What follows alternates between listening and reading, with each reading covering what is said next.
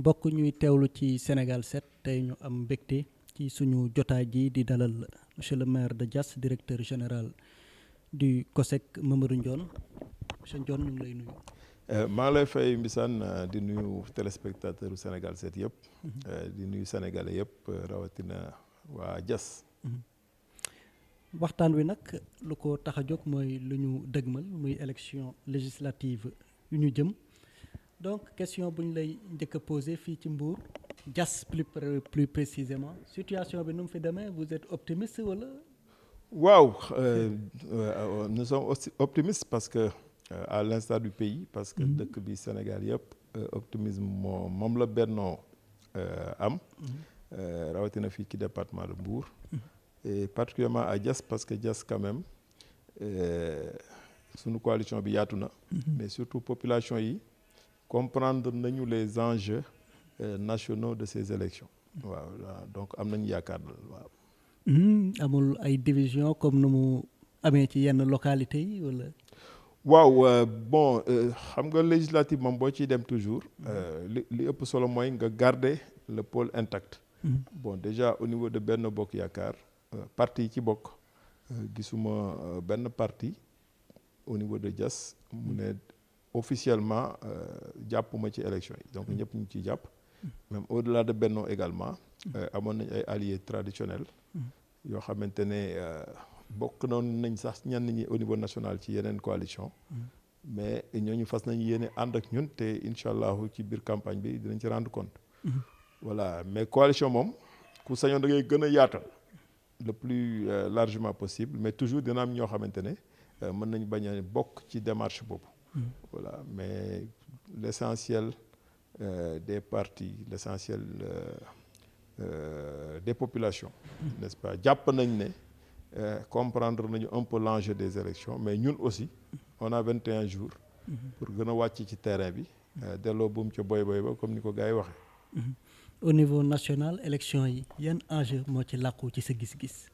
waaw élection yi déjà assemblée nationale ku ko contrôler bu dee am na cohérence ak l'exécutif day mel ni oto bu am benn pilote ndax oto bu amee ñaari pilote bi bëgg a jàdd gauche kii bëgg a jàdd droite wala kii bëgg a dem en avant kii bëgg a dem en arrière wala kii nekk pilote bi bës accélérateur bi keneen bëgg a bës frein bi xam nga oto boobu du dem. donc moo tax enjeu wu élection yi mooy le président de la République majorité bi mu am pour gouverner sénégalais yi dañ ko war a joxaat loolu mooy cohérence maintenant am na ñoo xamante ne ñu ngi opposé wu y a 7 autres listes yoo xamante ne suñuy concurrent lañ ndax bu ñu fàtte ne élection yi 8 listes la ñooy jongante mais ci biir liste yooyu am na ci ñoo xamante ne xëj na dañuy participer rek pour am quelques députés mais am na ci ñoo xamante ne xëj na seen objectif mooy contrôler assemblée mais contrôler assemblée pour lan waaw pour bloquer dëkk bi amul y a pas à chercher de midi à 14 heures parce que bicéphalisme boobu ñooñu di ko wut liñ ci jublu wax nañ ko dafa junj doy na borom xel mais ñoom yemuñu ci junj ko waaw dañ ne dañuy ñëw pour freiner affaire bi parce que jàpp nañ ne dëkk bi voilà dafa war a freiner dafa war a taxaw parce que ñoom ñu ngi ci enjeu politique. maintenant est-ce que sénégalais yi bëgg nañu dund situation bu mel noonu je ne pense pas que sénégalais yi bëgg ko dund. d'autant plus que sur le fond mooy sur le bilan mooy sur la posture du président de la République mooy sur les réalisations mooy également au plan sécuritaire nga xamante ne tey Sénégal loo ci mënti wax ci wàllu kaaraange boo xoolee dëkk yi ñu wër ñun ak ñoom duñu benn parce que dañu am jiitu réew boo xamante ne sóoraale na anticiper na sur les questions de terrorisme ba nga xamante ne kon yooyu c'est des aspects nu jël na ko en compte dëkk bu mel noonu nga am ko di traverser àdduna bu doy waar àdduna bu doy waar mooy lan ci Covid la ñu génn Covid nga xamante ne dafa ëmb dëkk bi yëpp ñu jóge ci Covid ñu ne deet crise ukrainienne dugg flambée des prix am à travers le monde en général àdduna saa yu traversé moment yu mel nii ci la extrémisme yi di jéem a monter bu fàttali ko Seconde Guerre mondiale c'est au lendemain de la crise de 1929 après ci la extrémisme yi am dans certains pays ba mu jéeg mu jural àdduna bi tooxi doona donc ba tax na àdduna bi nekk en crise Sénégal yàlla sagal ñu am njiitu réew boo xamante ne moo jiite Afrique moo jiite également ci fànn yu bëri am leadership nekk dans la cour des grands ba pare dëkkam mu indi fi lu musul am indi fi train express indi fi autoroute boo xam ne daf ko tawi ba Touba indi fi maîtriser un peu plus l'électricité même bu dee lépp matul gën a maîtriser l'eau gën a indi orienter développement bi vers l'intérêt du pays. Diamniadio ay guy moo fa nekkoon tey jii Diamniadio y a une partie du gouvernement ñu ngi foofu di fa kii donc liggéey boobu yëpp président def ko ci fukki at yi man jàpp naa ne tey sénégalais yi war nañu gën a ànd ci cohérence boobu plutôt que ñu dem ci aventure boo xamante ne ñi ñu fa bëgg a yóbbu amuñu expérience bi te aussi seen yéene wax nañ ko par rapport à beaucoup de sujets yoo xamante ne sujets yooyu moom defe naa ne nit ñi war nañ ci bàyyi xel bu baax. nga évoqué ko muy cohabitation boobu nga xam ne ni président de la république ci ay kàddoom dafa mel ni dàq ko parce que nee na daal ku gagné ci élection yi fa la premier ministre bi nga xam ne ni dina ko tabb fa lay tukki maanaam bu dee ci opposition lay jóge bu dee ci ñoom it ci ñoom ci Benno lay jóge cohabitation boobu en tant que politique damay référé wu ci sa posture politique ci sa xam-xam ci wàllum politique loolu est-ce que yaakaaroon ne Sénégal fii war na fee mën a nekk jamono ji. waaw sénégalais yi du ñu nangu cohabitation sénégalais yi xamuñu joxe bopp rocci làmmiñ sénégalais yi li ñu bëgg li ñu xam mooy jiital nit jox ko lépp de telle sorte que ñu mën a xool def évaluation man nee naa tey contexte bi ñuy dund tey contexte mondial bi ñuy dund tey dëkk bu fi sàggan ba am benn bicéphalisme maanaam bopp boo xamante ne ñaari bopp lay am nit ko ne ñaari bopp lay am bii di xool gauche bii di xool droite dëkk ba day gën a bloqué bon tey jii les conditions politiques les conditions également sociologiques wane na ne xalaatuñu cohabitation xalaatuñu ko ñun koy li ñuy xalaat tey mooy une très large majorité boom day réconforter la position de Benno une très large majorité day am yeneen aspect yoo xamante ne daf koy jouer ci dëkk bi parce que gis nga Sénégal bu ñu kenn il faut ñu xam ne élection yi juróom-ñetti liste la ci juróom-ñetti liste yi am na juróom-ñaar yoo xamante ne dañu ne ñoom d'accord ñu ci dëkk bi ñu doxe kon juróom-ñaar yooyu tey ji bu doon nag concurrence juróom-ñaar yooyu ñooy ay concurrent ndax damay faral di wax ma ne leen jaaykatu géej gi par exemple jaaykatu géej gi mooy sa concurrent jaaykatu ñambi mooy sa concurrent ndax yéen ñaa ñëw ñambi ngeen di jaay mais tey jii kuy jaay ñambi nga ñëw di bëgg a xuloog kuy jaay yàpp pourtant da ngeen war a coopérer parce que kii bu indee yàpp kii yëpp ñambi affaire bi gën a neex n'est-ce pas tey jii opposition bi moo tax les autres listes de l'opposition maanaam 7 listes yëpp ñoom nañu wax qu'est-ce qui les différencie fa la leen Sénégalais di xaar ndax ñoom ñëpp juboo nañu ne jàkkaaru ñëw ñun mais ñoom juboo wuñu ci yoon bi ñuy jaar moo tax ñu am yoon yu bëri yooyu mais ñoom campagne bi occasion la pour ku ci nekk ci ñoom wax lu la wutale keneen ki et je pense que loolu mooy gën a indi cohérence dans le choix des Sénégalais mais tey jii ñun au niveau de Benno on a le bilan on a le leadership am nañu également l'adhésion populaire am nañu disons des arguments yoo xamante ne tey dëkk bu traversé ay secousses yi ma la lim sànq ba pare continuer di fonctionner ba sa njiitu réew africain yëpp juboo ci jiital ko kooku du dëkk bu ndaw te franchement kuy waxal yàlla xam ne train express régional bii nga xamante ne bokk nañ ci dëkk yi ko njëkk a am ci Afrique loolu du lu ndaw train bi express bi yaa ngi fàttaliku bañ koy tabax bon bañ koy defar gars yi bëri dañ doon sànni xeer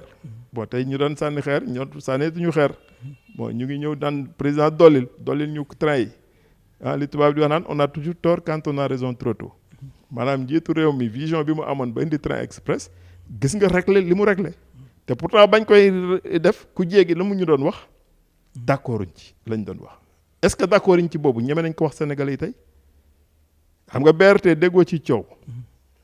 lu tax déggoo ci coow parce que gars yi doon coow ci TER bi xam nañ ne bu BRT bi pare dina régler le transport de masse au Sénégal le président de la République ba mu ñëwee Diass wax naa ko ba muy teg pose première pierre wu tronçon AIBD Diass bu TER bi nee naa ko ci fukki at yi da nga def liggéey juróom fukki at boo demul ci intérieur du pays doo ko xam le désenclavement de l'île à Morphil autoroute Ila Touba dafa désenclaver Touba désenclaver l'épicentre du pays créer connexion boo xamante ne en 3-4 heures de temps nga egg Matam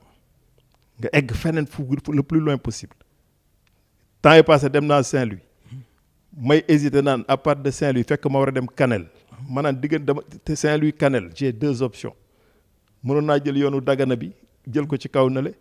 war a ma dellu si waat jëli Ila Touba bi génne yoonu Matam bi pour dem Kanel amul woon avant Sénégal tey pont wu Gambie amul woon pont wu Gambie bi xoolal li mu réglé ci ñiy tukki di dem Casamance pont wu Marsassoum amul woon pont wu Foundiougne amul woon xoolal li mu réglé tey en termes d'économie d'échelle Air Sénégal amul woon ndax Air Sénégal international moo amoon ASI daanu fayit président dekkal ko créer Air Sénégal tey jii ñu ngi am ay vol direct vol yoo xamante ne day dem ba New York di dem ay Paris un peu partout AIBD président bi muy ñëw da ko fekk à 30% de taux de réalisation mu eggali ko à 70%. ñu naroon am 0% ci actionnariat bi mu ñëw ba fexe ba AIBD bokk ci exploitation bi à travers la société bi nga xam ne laas la tudd Limak AIBD SA ñu contrôlé ci 34%. stade bu tax ñuy wax stade amu fi woon et Coupe d'Afrique gars yi Coupe d'Afrique rek ci sunu ay lay ñëwee am de gars yi fàtte xaju fi le président a beaucoup travaillé. mais ñoom waa ki liggéey boobu yëpp nag bu ñëwee ne la joxaat ma lenge yi ba su ma indee budget assemblée ñu voteel ma ko keneen ne jox ma lenge yi pour bu indee budget du ma ko voté pour ma créer blocage. Je pense que choix bi c'est vite fait. ñoom nee nañ ay réformes la ñuy bu ñu ñëwee ay réformes la ñuy teg yi nga xam ne nii réew mi dina ci gis boppam. waaw mais gis nga nag sama gars yooyu bon ñoom nag des fois seen kàddu dafa diis waaw li Cheikh Anta Diop daan wax ma fi sama pexe yem. sama kàddu bañ koo weesu. gars yi souvent seen kàddu day jiitu seen pexe gars yi amuñu expérience coolee bëri rek. amuñu expérience su ma nee expérience mooy nga manager ay nit mooy nga jaar ci ay structure xoolal tey jii ñoom ñooñu di wax ñooñu ñëpp ils sont très gentils léeg-léeg ñu tàngal léeg-léeg ñu mel nii léeg-léeg ñu mel ne le mais tey gérer réew du lu compliqué du lu yomb gars yi sax même pour gérer seen groupe WhatsApp yi gis nga fa mu mujjee génne gars yi ci groupe WhatsApp yi coow yi wala loolu amu fa donc franchement moi je pense que on doit savoir que Sénégal du dëkk bu ndaw dëkku Sëñ Touba dëkku Sëñ Hadji Malick Sy Limaamul Mahdi Baye Niass Bou Kounta Ndiassane mag ñu baax ñëpp ci jàngu bi également ñoom cardinal Yacine Thiandoum ak képp kuy mag dëkk boobu du dëkk bu ndaw dafa laaj dal dafa laaj stabilité dafa laaj gestion des équilibres te gestion des équilibres ku xamul état xama ko ku pratiqué wul état xama ko te Sénégal léeg-léeg sax ma xool boo xoolee même ci au plan international xoolal président de la République bi muy defar Diamniadio fexe na ba créer benn multilatéralisme boo xamante ne liggéey na ceeg sénégalais yi liggéey ceeg chinois yi ak turquie ak ñëpp tey jii boo xoolee au plan mondial diplomatie sénégalaise fa mu egg Afrique crise bu metti bi président jël avion dem Ukraine dem fële Russie ba mu ñëwee di wax ak président Poutine dégg nga na mu ubbee wax bi mu ne ko Russie am na rôle bu mu joué ci indépendance su dëkku Afrique yi te loolu c'est une vérité historique kon Russie ak Afrique am na fu nu jaar bi guerre Ukraine bi éclaté adduna bi ñu bëri ñu dul analyser yaakaaroon ne Afrique day ñëw rek arrimé wu ci occidentaux yi li ñu bëgg fekk njiitu réew mi di présider l'Union africaine fexe ba dëkku Afrique yu bëri observer une position de neutralité dans ce conflit bi nga xamante ne du suñu conflit direct imagine tey Afrique bu jëloon position ci conflit boobu au départ nan la Afrique di delloo pour wax ak Russie pour ñu jéem a xool nu nuy fexee ba yenn activité commerciale yi mën a reprendre moo tax président de la République c'est un chef d'État bu am vision boo xamante ne tey du Benno moo soxla Sénégal moo soxla stabilité Sénégal moo soxla cohérence à l'Assemblée nationale Sénégal moo soxla une certaine continuité dans les politiques publiques ndax Sénégal mu ngi ci yoon bu baax bi te pétrole génnagul gaz génnagul ndax moment bi ñu koy exploité ji bés bu génnee fekk na fondamentaux yëpp ñu taxawal ko ndax tey jii Sénégal ci domaine boo laal ñu ngi ci góorgóorlu même si par ailleurs lépp mënul xëy sotti adduna bi moom metti boo demee États-Unis ay jafe-jafe nga fa boo demee France boo demee ci dëkk yu mag yi dëkk boo dem am na ay difficultés Afrique Afrique la en particulier donc loolu yëpp nag boo ko amee nga war a tabax sa dëkk nga war a fexe ba dëkk boobu doon dëkk bu am sécurité d'abord kooku da ngay am capitaine boo xamante ne leer na lay capitaine bu mat capitaine la. mais yéen seen faiblesse est-ce que nekkul ci li nga xaw a junj tuuti même bu dee brossé woo ci bu baax muy dund gu métti gi njëggu cher gi d'habitude dañ naan guerre Russie Ukraine ak yi demee noonu mais état bi subvention yu mu teg est-ce que doy na. waaw avant guerre bi est-ce que njëkk yi doon na yéeg xam nga yéegul woon. te njëg yooyu ñuy wax ñu yéeg ba léegi am na ci yu bëri ne président daf ko bloqué même essence bi la yéegal bloqué gasoil bi pourquoi parce que gasoil bi moo gën a am link avec le transport de masse donc avant crise bi ñaata prix le président bloqué pendant 10 ans bu wàccul yéegul bëri na te xam nga les prix état bu bañee appliquer la vérité des prix état lay def subvention wala mu renoncer ak ay taxam wala ay impôts politique yooyu boo koy def en général les institutions de Bretton Woods Banque mondiale FMI ak yenn partenaires au développement yi dañuy bañ ndax dañuy naan c'est pas une logique économique mais tey jii dëkk Afrique yu bëri dañuy céder rapidement ci pression bailleurs yooyu président Macky Sall n'a jamais cédé et il ne cédera jamais par contre chocu crise ukrainienne bi dafa ñëw avec une violence et une spontanéité telle que dañuy génn ci Covid dal ci crise boobu tey jii boo demee ay États-Unis ay France un peu partout prix gasoil bi prix essence bi dafay multiplier des fois par 2 wala par 3 ñooñu bàyyi marché bi liggéey noonu boo demee ci dëkku Afrique yenn dëkk yi les prix ont flambé malgré ça ñun ñu ngi bloqué ñu ngi même su dee bàyyi nañ essence bi yéeg n'est-ce pas mais bloqué nañu gasoil bi ñu ngi def li ñu ngi jël ay mesures yoo xamante ne c'est des mesures qui permettent d'atténuer maintenant bu dee sa production am na ki luy jógee bitim réew nag muy ñëw day ñëwaale avec la vérité des prix te yooyu état ni mu koy gérer mooy renoncer à ces taxes te boo xoolee produits yi bloqué wul yëpp c'est l'état qui prend en charge cette facture et cet état là dafay négocier avec les partenaires techniques au développement parce qu'il faut gérer les grands ensembles mais loolu yëpp nag njiitu réew mi mu ngi koy réussir même bu dee am na ay jafe-jafe yu ci am mais loolu yëpp sénégalais yi comprendre nañ ko parce que le président Macky Sall est très social le président Macky Sall li muy njëkk a sóoraale toujours day sóoraale les couches les plus vulnérables moo tax boo xoolee politique sociale am yëpp ay bourses familiales ay cartes d'égalité des chances ay CMU couverture maladie universelle yooyu yëpp ci ñan la jëm ci néew ji doole. bu ñuy mujj di 80 000 yu muy séddale ménages yi te aussi am ñu jóg di ko critiquer aussi. waaw ñi koy critiquer mooy ñi nga xamante ne xëy na am nañ ko 43 milliards yi nga xam ne nii. xam nga mooy ñi nga xamante ne. xëy na am nañ ko. politique gu bourse familiale li ko tax a jóg mooy casser la fracture intergénérationnelle de la pauvreté tey jii la transmission intergénérationnelle de la pauvreté boobu di am. moom la ñuy jéem a casser ndax dañuy jàpp ne pour nga mën a fexe ba doomu ku ndóol ki jàng. il faut nga jox yaay ji dara pour mu sawar a bàyyi doomam parce que contrat la contrat bi mooy sa doom na jàngi na vacciné wu na respecté lii ak lii ak lii en retour état jox la 100 000 francs yoo xamante ne ci at bi la ñu tajal la ko 4 fois 25 000 loolu nag ki xëy jot mooy ki xëy daawul jot ki xëy jot moo xamante ne musul am bulletin de salaire ki xëy jot mooy ki nga xamante ne nekk na ci position boo xamante ne bëgg na ku koy may loxo te boo xoolee filet social boobu ñu tuddee ko bourse familiale am na beneen paquet bu ci dugg ndax permettre na tey Sénégal ñu xam ñan ñoo gën a ndoon ñan ñoo gën a sonn ba état politique sociale bu mu indi par exemple état buy maye ceeb wala mu mën a wala mu bëgg a financer yenn couches vulnérables yi wala mu mën leen jox gratuitement la carte CMU. Il y a tout un paquet de services autour de ces personnes yi nga xamante ne identifier nañ leen. waaw dëkk boo xamante ne nag ci benn bouton mën nga identifier ñi gën a ndóol ci sa dëkk nga leen di jàppale ngay def ay politiques sociales yu jëm ci ñoom ak des politiques économiques. loolu dafa ne c'est une très bonne chose avant le président loolu amul woon. et je pense que loolu moom c'est une très bonne chose. maintenant ñooñu kenn dëkkul ci di leen jàppale petit à petit ñu ngi leen di gën a may loxo à travers des financements microfinance ak yu bëri yoo xamante ne également ñu ngi ciy góorgóorlu.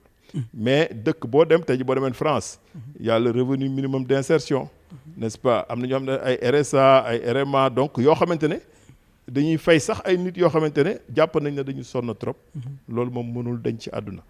waaw loolu laal am na baax na ñu koy préciser. ñu delluwaat ci politique bi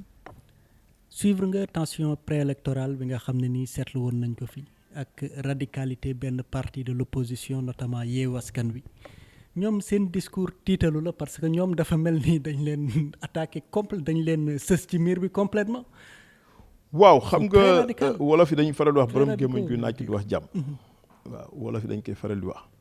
xam nga gis nga violence en général c'est l'arme des faibles parce que gis nga wax nit ñi comprendre la wala nga argumenter nit ñi fekk si la loolu mooy politique.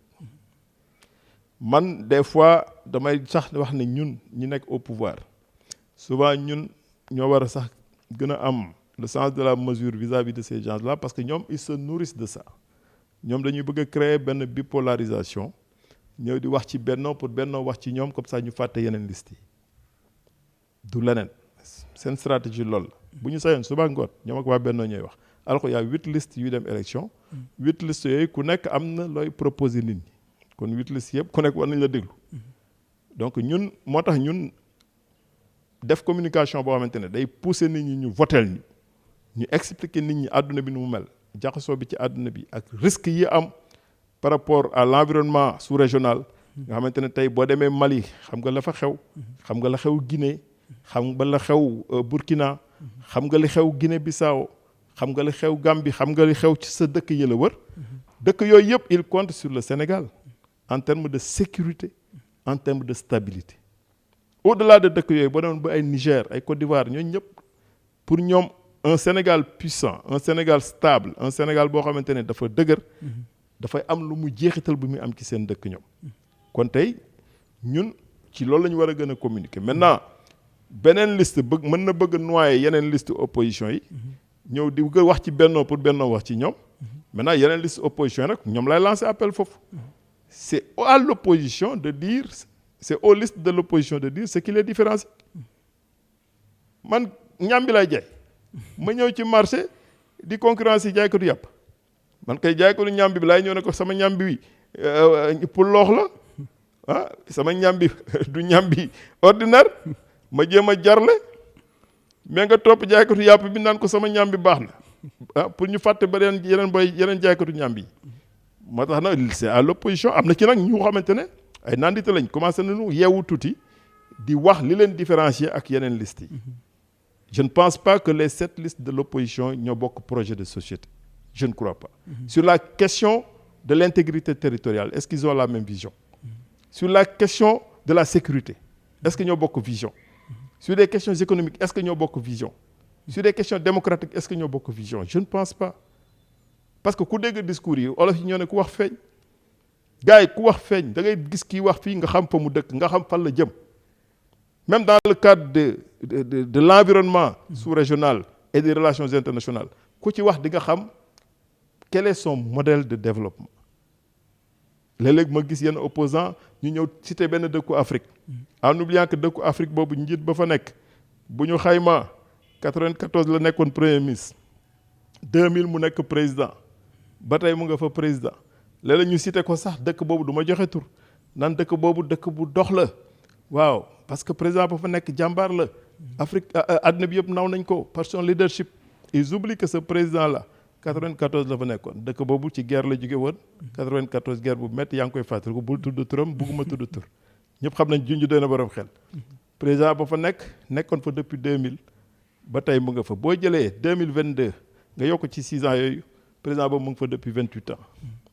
léeg-léeg ñoom kooku la ñuy citer en exemple ñoom naan président bi liggéeykat la jàmbaar la et cetera te dëkk boobu boo xooloon superficie dëkk boobu Tambacounda ko gën a yaatu bugguma tudd tur pour éviter incident diplomatique xam nga fi may bëgg a waxee. pour wax lan pour wax ne Sénégal président Macky Sall daf ko liggéey daf ci góorgóorlu parce que moom moo fi am cursus bu ko may mu comprendre enjeu yooyu ba tax na élection yi un peu partout ce message doit passer pour que sénégalais yi ku nekk jàpp ne dëkk bi kenn waru ko tayle kenn waru ko jël di ko bazarder c'est pas un pays boo xamante ne benn waaye day ñëw ak wax ju neexam automatiquement nit ñi bëgg a voter pour liste boobu wala lii wala le te boo xoolee mbiru yàlla dafa yéeme yàlla li xew yëpp ci liste yi njuumte yeeg problème yi ci am yëpp quelque part yàlla tàccu na Sénégal ku yàlla tàccu nag am na lu ci gars yi wax boo yëngatuwul dootoo yëngatu waaw kon franchement man jàpp naa ne on doit tous faire bloc autour du président de la République autour de Benno Bokk Yaakaar dans l'intérêt des générations actuelles et futures parce que Sénégal moo toll foofu tey 31 juillet day weesu mais au-delà du 31 juillet le Sénégal dafa war a continuer dans la stabilité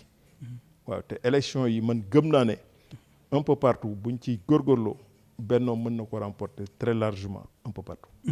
nga nekk ci bennoon front aussi muy le front intellectuel parce que bindoon nga aussi di tontu les 51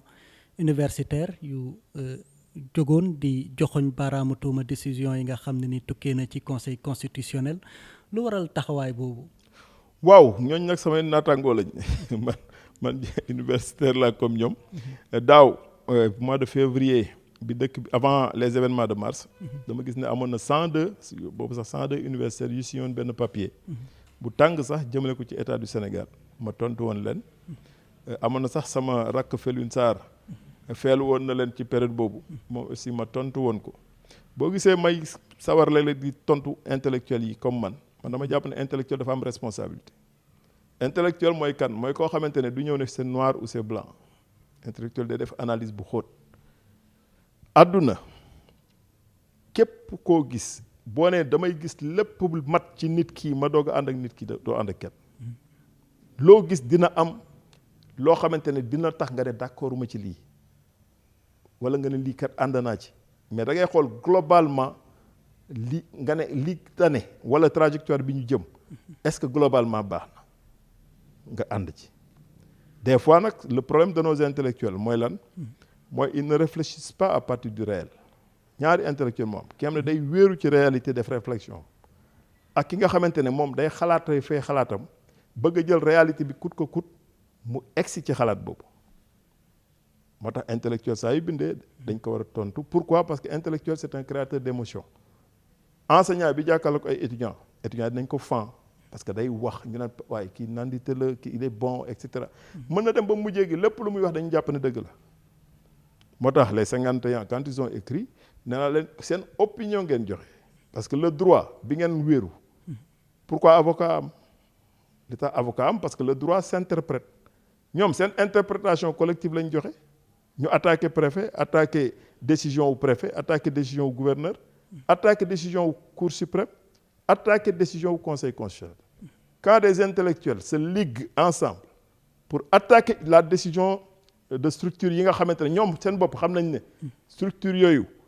mën nañu sax dem ba droit buté sax ñu nekk des structures yoo xamante ne mën nañ créer du droit muy cour suprême ak conseil constitutionnel ñoom ñoo xam nañ loolu ndax droit normatif mën na jógee foofu waa léegi ñoom bu ñu demee bay ŋàññ loolu publiquement quelque part je me dis que c'est lu graaw la moo tax yooyu mënuma ko bàyyi mu jàll il fallait ma tontu leen bon maa ngi jégglu sax ndax ci biir tontu bi dem naa ba sama yaram tàng ma bindee noo xamante ne vraiment c'est le cœur qui a beaucoup plus parlé mais nañu xam ne sur le fond préfet ba interdiroon wéer na ko foo xamante ne loi may na ko te préfet tey même bu gisoon danger ci benn manifestation buy waaj am préfet mën na ko interdire argumenté ko foofu te mën na bañ a joxe nit ñi les explications qu'il faut bu ko neexee ndax tey ji am na information ne nga joxe ko mën na créer panique dans un pays te préfet yàlla jox na ko dëgg parce que dégg nga ñi ñu tuddee la xaw ma brigade spéciale xaw ma la force spéciale jàpp nañ ay nit ñoo xamante ne dañu bëggoon dem yàq centrale Senelec bu Cap des Biches ñooñu acte terrorisme lañ doon def ñooñu bu ñu raxoon ci manifestants yi mën nañ def lu ëpp jékki-jékki ñu ne gouverneur warul jël décision ci lii gouverneur jël décision parce que période boobu pré-campagne lañ nekk gouverneur ne ci biir pré-campagne nit bu ne damay def manifestation boobu am na paragraphe buy wax ne ci biir article bi tere loolu am na paragraphe buy wax ne manifestation yooyu ci propagande la bokk gouverneur am na fu mu ko teg ñoom bañ defee recours cour suprême jox gouverneur dëgg ñoom ñu ne cour suprême juum na conseil constitutionnel recours yi bennoo defoon ñeneen yéet liste opposition yëpp def ko conseil constitutionnel jël yooyu yëpp y compris ñun suñuy recours taxañ ne rejeté na ko te ci rejet bi bu ci nekk mu argumenté ko malgré ces arguments ñoom 51 juristes yooyu ñu ne loolu baaxul alors que conseil constitutionnel ku lire les considérants yi mu bind ci la mu bind di nga xam ne am na fu mu ko weer jurisprudence su Fandène lii xew nii ci yenn liste yi rawatina liste waa Yewwi amoon na 2014 ku dem di ko mën a gis cour suprême la mu ci waxoon am ku demoon élection cour d'appel ne ko sa liste 0 conseiller ngay am cour suprême ne déedéet parce que kii liste titulaire am moo baaxul waaye bu suppléant ya baax na kon suppléant yi mën na ko may ay conseil municipal la jurisprudence de Fandène mu amoon fii kon li xew tey jii du lu bees ci droit nag la jurisprudence fait force de loi maanaam nañu àttee woon mbir mii bu lu mbir mi ni mel ñëwee mën nañ ko àttewaatee noonu ndax àtte bële créé na du droit conseil constitutionnel bu évoqué loolu yemu ci mu ne article 149 les listes de majoritaires et suppléants ñaari mu def ko pluriel séparé na l'article 149 du code électoral séparé na liste majoritaire ak liste suppléant liste titulaire ak liste suppléant ba pare mu argumenté joxe ci décision yow nga bëgg a jël yooyu yëpp sànni fële ah non ce n'est plus du droit c'est de l'opinion ndax conseil constitutionnel tëbul rek bind nii dafa argumenté ba am ne étudiant en droit dina mën a jël décision conseil constitutionnel mu ne pourquoi conseil constitutionnel jël di waaye le conseil constitutionnel jël attaqué to loolu ngay attaqué décision conseil constitutionnel bëgg a créer yow say argument attends le droit s'interprète ku nekk mën nga joxe sa xalaat ku nekk mën nga wax ne d'accord ma ci lii mais de là à s'attaquer au conseil constitutionnel surtout quand c'est des juristes ñoo ko def quelque part c'est comme si on voulait que les gens sortent de la République du Sénégal moo ne conseil constitutionnel mooy atte les questions de cette nature te conseil constitutionnel 93 lañ ko fi créé am na ñaari alternance ci diggante bi su conseil constitutionnel bonoon est-ce que ñaari alternance yi dina am boo demee États-Unis Trump bañ ko gagné lu mu wax d'accord ma mu dem Capitole di jéem a forcer barrage foofu am na wala amul est-ce que tekki na ne décision yi américains yi jëloon bon na moo tax il faut qu'on retrouve la réalité politicien nag saa yu ñàkkee en général dina wut lay jéem a argumenté ci droit wala juge bi wala lale mais fa ñuy wàññee xob yi nag du ci wax mukk wala mu ne dañ ma sàcc wala dañ ma nangam moo tax Sénégal il faut que ñu bañ a fowee la conscience de nos étudiants et de nos élèves pour man ay jàngalekat ku mu nekk nga jël une position personnelle mais ay jàngalekat bu ñu liggéeyoo ñëw ne ñun enseignants universitaires yi d'accord ñu ci conseil constitutionnel ba pare bëgg a déconstruire l'état de droit là il faut que d'autres intellectuels tontu leen pour que affaire yi dellu fa mu war a dem on est dans un pays de liberté ku mu neex na wax lu ko neex mais aussi ku mu neex aussi bu waaye waxee nga indi leneen loo xamante ne mën na toxal wax boobu waaw loolu aussi baax na ñu koy xam moo tax man en tant qu'intellectuel souvent su ma gisee nit bind bu dee nit ku ma naw la koo xamante ne jàngalekat la wala yooyu su ma jàppee ne dafay juum man je prends de mon temps pour tontu.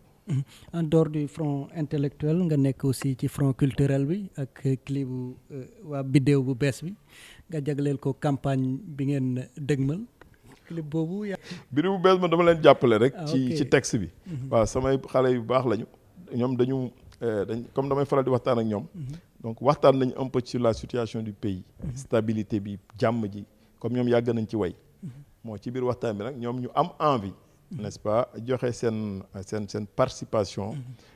professionnelle yàlla xam na ne du dërëm bu ñu leen jox te ndax ñoom aussi ay citoyens lañ comme tous les citoyens ñoom ñoo ne spontanément dañuy ñëw pour jàpp ci waaw pour jàpp ci te et puis quelque part bon comme li may tooñ léeg-léeg sama camarade de parti yi ma ne leen ping pong bi dafa bëri waaw wax bi teesante bi voilà léeg-léeg il faut ñu génnee loo xamante ne le choc des images xaw ma noonu ngeen ko tuddee et le poids des mots voilà parce que léeg-léeg image quand même dafa baax ndax clip bi déjà man bi ma ko seetaanee bi ma gisee terre bi di daw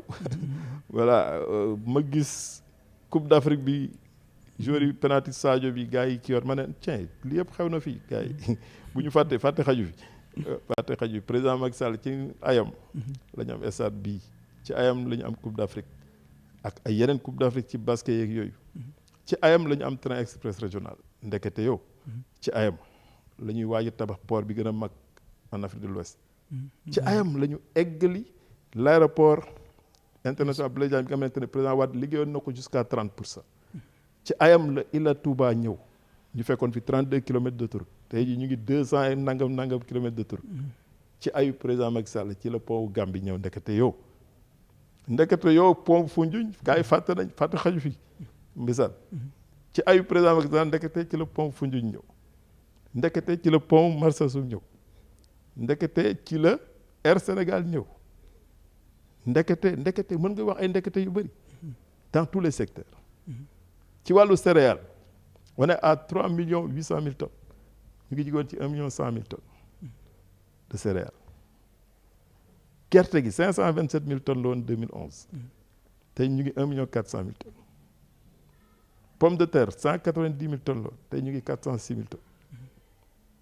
non pomme de terre sax 12 500 tonnes la woon tey ñu ngi dans les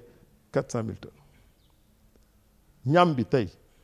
ñu ngi 1 million nangam 1000 tonnes dans tous les segments ñu ngi góorgóorlu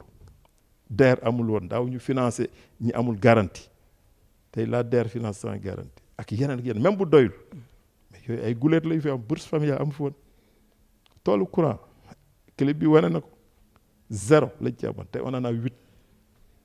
éolienne ngelaw bu joxe courant 0 tey ñu ngi yegg tey ba Ndiaye 2011-12 émeute de l'électricité nga doon dégg kañ nga ko gëj a dégg Cap des Biches bi gars yi bëggoon yàq xëy na bu ñu ko yàqoon dañu bëgg a delloo ci 2012 émeute de l'électricité la ñu yéene woon borom gémmañ guy naa ci du wax jàmm moo tax gars yi duñu wax jàmm mukk duñ ko taj mais quelque part le Sénégal profond les choses bougent même bu dee lépp matewul ku nekk ci ñun mën nga jékki-jékki gis lu la naqari lu manqué nga bëgg ko jiiñ état est-ce que état la ñu war a jiiñ lépp question yooyu il faut ñu waxtaane ko Sénégal il faut ñu waxtaane ko ak dal président Macky Sall dafa liggéey